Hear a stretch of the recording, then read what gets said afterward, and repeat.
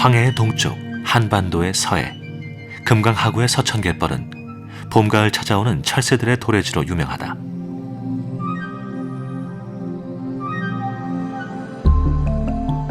호주와 뉴질랜드에서 겨울을 보낸 도요 물대새들은 태평양을 건너 서천갯벌로 온다.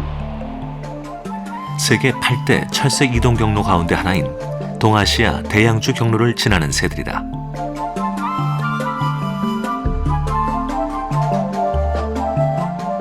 멀리 물러났던 바다가 다시 새들에게 다가오는 시간.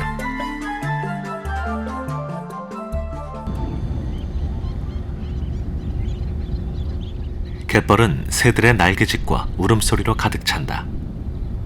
물갈퀴가 없어서 수영을 못하는 도요물대새들은 때맞춰 부지런히 갯벌을 뒤진다.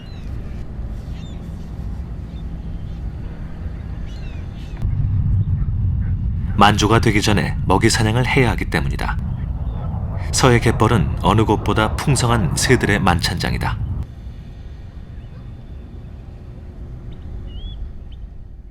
서해는 아시다시피 수심이 약 한 40m 정도밖에 안 되고 또 연안 쪽은 갯벌로 이루어가지고 조석 간만의 차가 대단히 큰 지역이죠.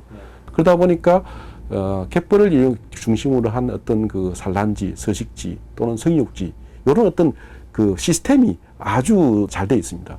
결국은 그 말은 뭐냐면은 아주 어린 생물부터 시작해가지고 큰 생물까지 다양하게 존재할 수 있는 그런 어떤 생태계의 어떤 일종의 보호 역할을 할 수 있는 그런 지역이라고 볼 수 있죠. 물대새과에 속하는 어린 갯꿩 한 마리가 먹이 사냥에 나섰다. 도요새보다 부리가 짧고 움직임이 빠른 물대새들은 주변을 살피다 재빨리 뛰어가서 낚아채는 방식으로 먹이 사냥을 한다.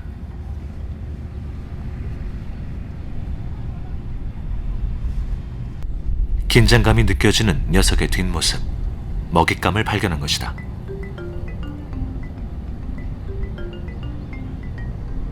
목표물은 갯지렁이. 끊임없이 갯벌에 구멍을 내 갯벌 깊은 곳까지 산소를 공급하는 고마운 존재다. 하지만 이 순간 갯꿩에겐 가장 좋아하는 먹이일 뿐이다. 갯지렁이의 거센 저항.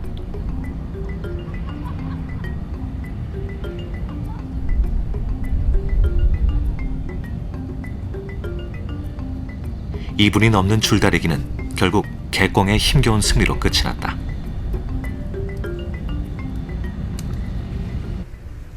이 녀석은 도요새 가운데 가장 큰 알라꼬리마 도요다.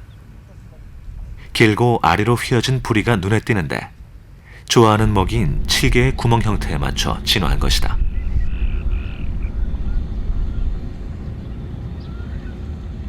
알라꼬리마 도요와 비슷하지만 배와 날개 아래 흰 털을 가진 마도요도 보인다. 닮은 만큼 두 무리는 갯벌의 단짝 친구다. 위로 살짝 휘어진 긴 부리를 가진 큰 뒷부리 도요.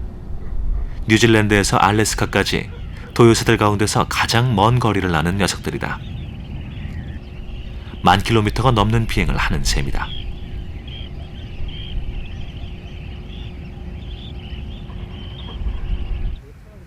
집단 이동이 특징인 도요무리 중에서도 가장 대규모 집단을 이루는 새들은 민물도요다.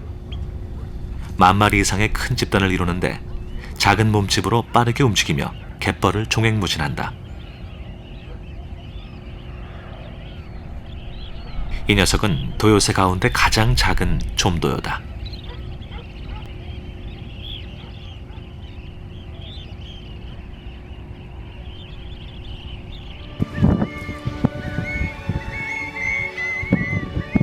화려하게 비상하고 내려앉는 새들의 군무.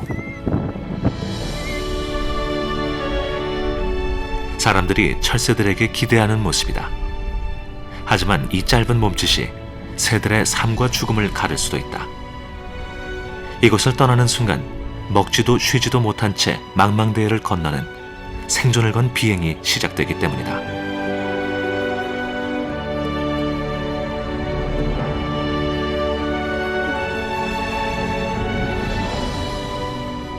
200시간 이상의 비행을 위해 도요 물대새들은 최대한의 지방을 비축해야 한다. 번식지로 떠날 때쯤 몸무게는 2배까지 불어날 것이다.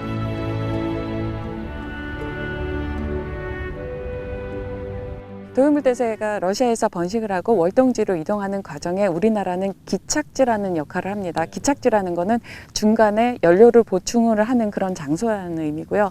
이거는 우리나라뿐만 아니라 황해, 중국과 우리나라를 잇는, 우리나라 서해안을 잇는 그 갯벌이 그 역할을 하고 있습니다.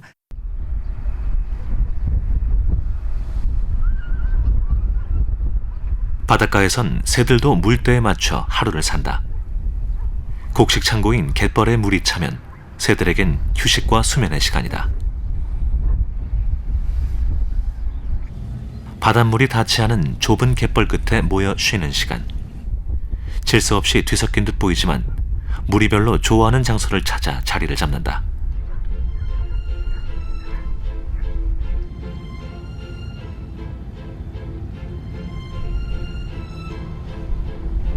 먹고 쉬고 씻는 일.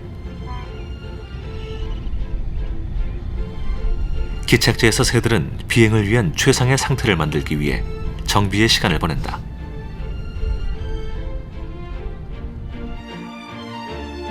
새들의 비행 준비는 봄의 끝자락까지 이어진다. 5월이 끝날 무렵 새들은 시베리아와 알래스카의 번식지를 향해 다시 길을 떠난다.